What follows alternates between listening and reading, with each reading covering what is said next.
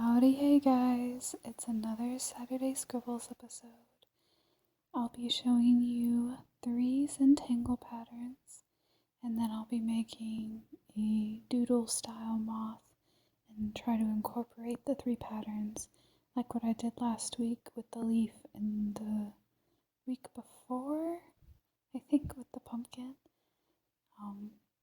You'll see how it turns out. I think for the most part it's fine, but I really like the first pattern, Me 3, because it's simple and I could see where it could be used in a larger pattern, and I see lots of possibilities because it looks like stitching, and I don't think it has to be in a circle necessarily.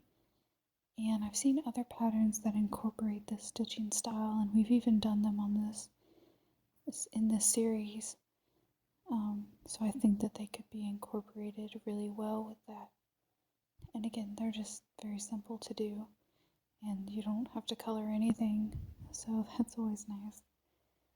Your code word for this video is Metamorphosis.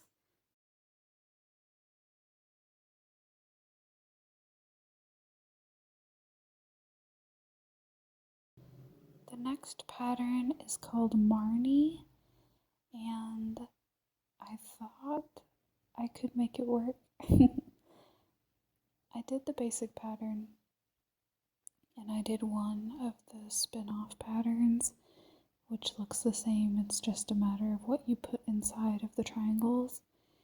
And I saw other people do really cool stuff with it, but ultimately when I used it for this particular drawing, it did not turn out as well as I would have liked. And that's not to say that the pattern is bad. The pattern is great. It was just how I incorporated it into my drawing.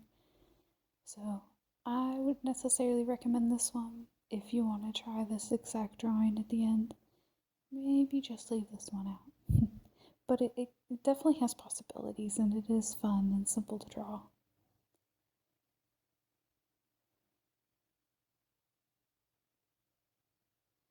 I really, really like the Membranart.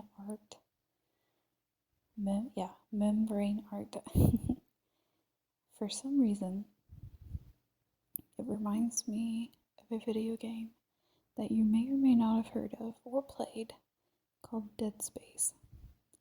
And I have no idea why it makes me think of Dead Space, but it does. And that just made it all the more fun for me because that's one of my favorite games ever. And when you draw this, in the holes that you create, you can put patterns underneath and show them coming out. Like this is a splatter of something that is on top of something else. I saw where people layered this pattern, but I think the easiest way to do that is if you used a pencil and started with the bottom layer and then drew the layers on top and then went back and inked it in. You could definitely just do it all inked first, but that would take a long time and may not be relaxing. So it's entirely up to you whether you want to do an intense project or whether you want to do this as a way to relax.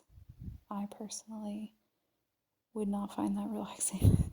I would find that stressful, and I would want it to be over. So this moth is, again, just very doodly. It's not perfect. The wings are not perfect.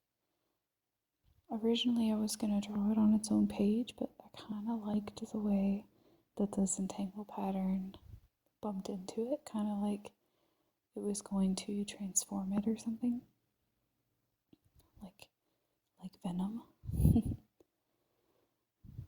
And I really like drawing moth antennas. They're so fun. They're so swirly, and they have all the little feathery bits on them.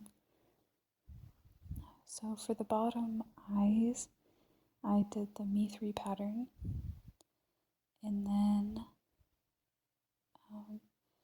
for the top wings, I did the Membranart pattern because I thought it would look really neat up there.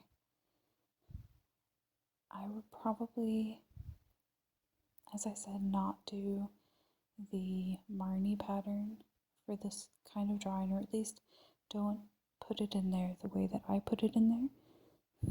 I think that I should have just left the